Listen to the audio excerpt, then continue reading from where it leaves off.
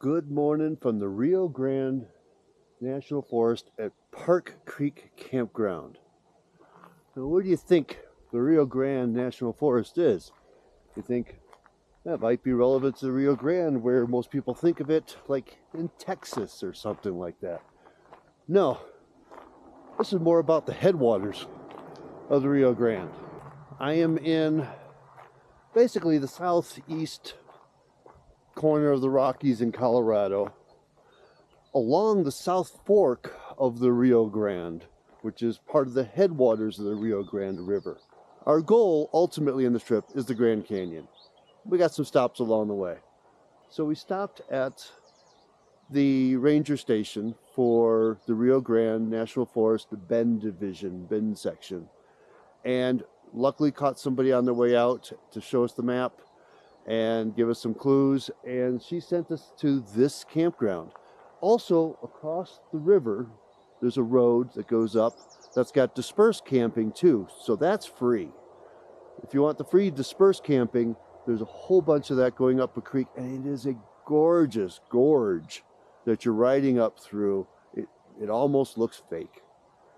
But we wound up here. I decided I wanted the campground experience.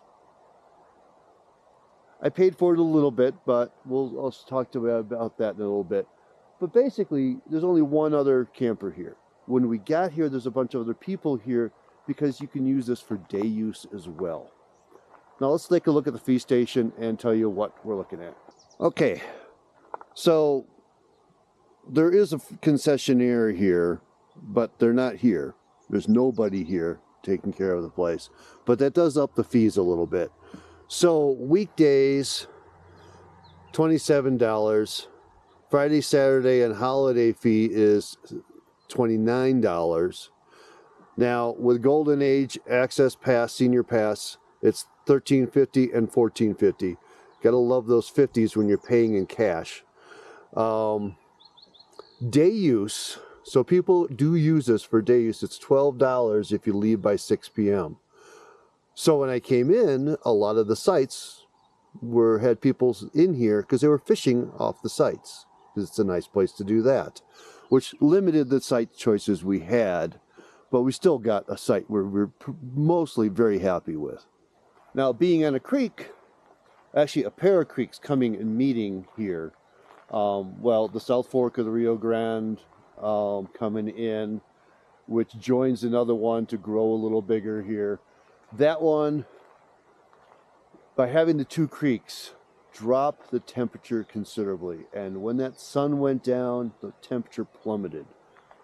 It was a cold night in the van last night. We started with the windows open because we thought we'd want some airflow, and then started closing windows and just cuddled in for the night, just burrowed under our blankets. And when I left the van to go do this, I turned on the heat for my wife.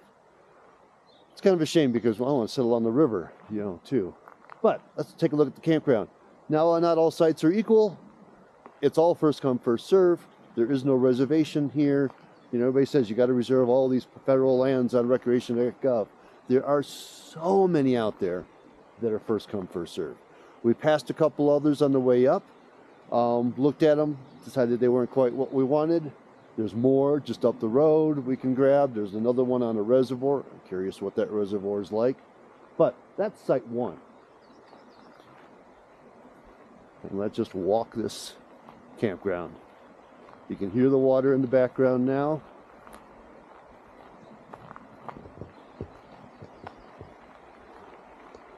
Site 2 over here. Site 2 had a pickup truck in it until sunset last night, who was probably over here fishing. I'll just walk you down over here.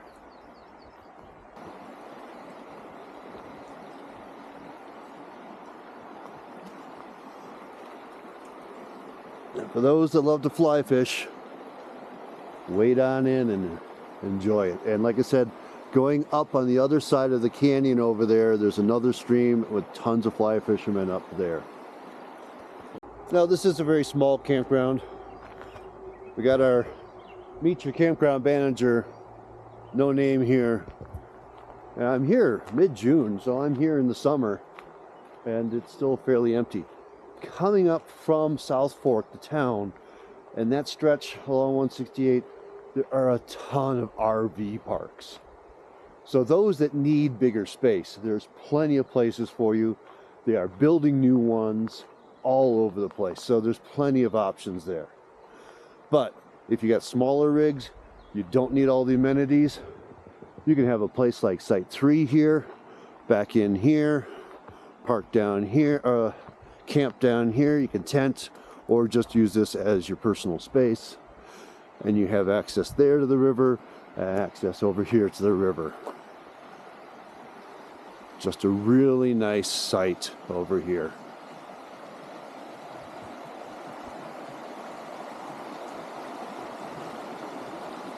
There's a little island out there.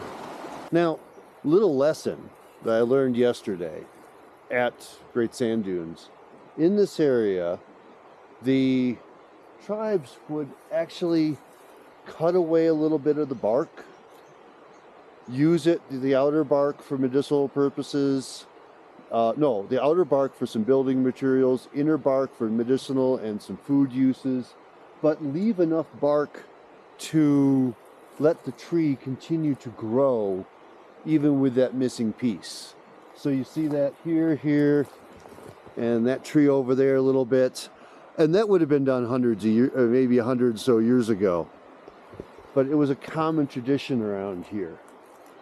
So it's kind of interesting because you can see that on the trees, and I never really knew that that was sort of something that man had sculpted into the trees, but in a sustainable way. Like I said, not all sites are equal. That's 5. It doesn't get a lot of love compared to 6. Big enough for 2 cars or a trailer and a car next to it. And all that space down by the river. That 6 over there, which is my only neighbor, with the pickup truck, tent, his other tent, fire ring, picnic table, and everything's over there as well.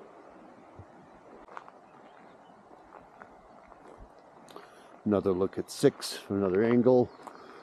And 7 across from that. This one gets a little more love. You know, if you have multiple people that know each other, you can share that space over there and have a separate tenting space for yourself.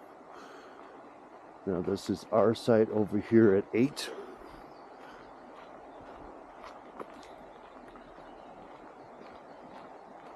Ooh, my wife did get out of the van. She must have warmed up with coffee. Ooh, it's chilly in the bottom. That's why I have a blanket over there. All right, moving on. Now here's Site 9. Again, beautiful spot on the water. But when we came, there were some folks here fishing, using it as a day use area. And as you can see, it's not very crowded, so it's not really impacting other people too badly. But beautiful access down here to the river, just fish, even without waders or anything. Now during the day, it will warm up here. I mean, today we're probably going to be close to 80 or something like that. Maybe some rain coming through, I'm not sure. But we'll be moving on, so I won't be feeling it. But if you spend the time here, chilly in the night, warm in the day, and you can always cool off in the river.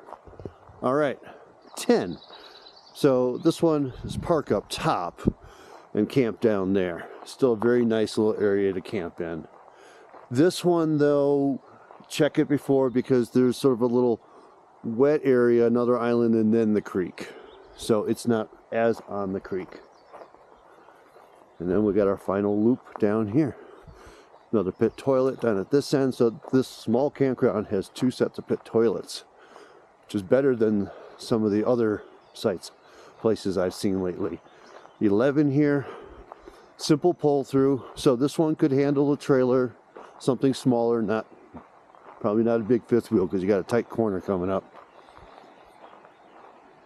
But huge space here, beautiful access to the river. This one is, you could, if it was something you would kayak or something, and you could launch here, but this isn't that kind of a river.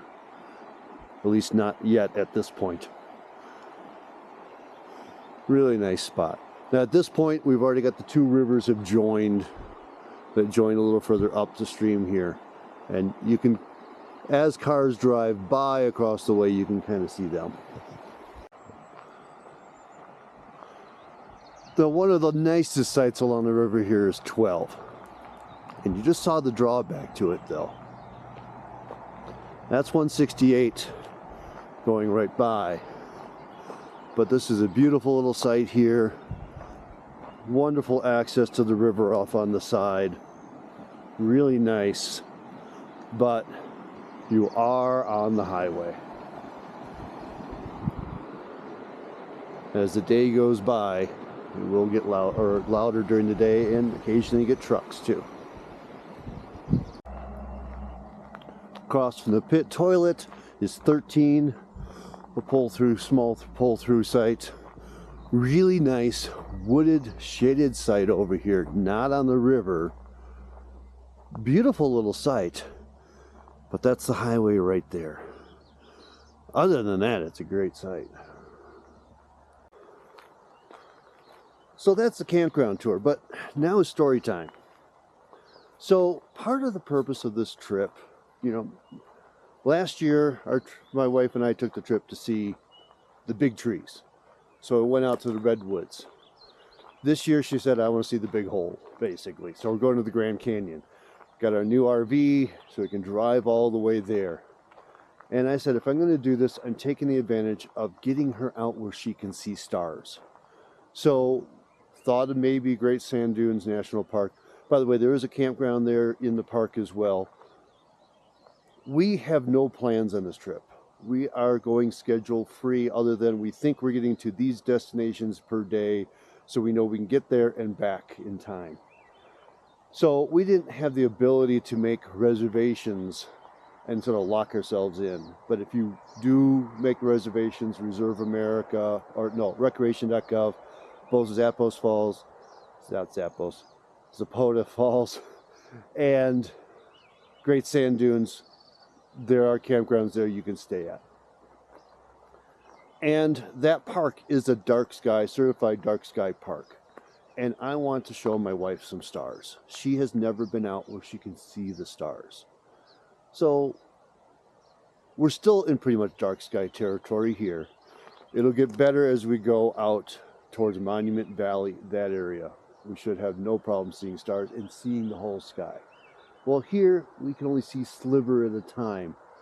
Maybe I should have come down here, but she was too afraid to even be out just outside of our place, worried about critters. I'm like, we got a road there and a river there. I'm not worried about critters out here trying to attack us in the middle of the night. But where we were by our campsite was narrow little sliver of sky, and yes, you could see the stars.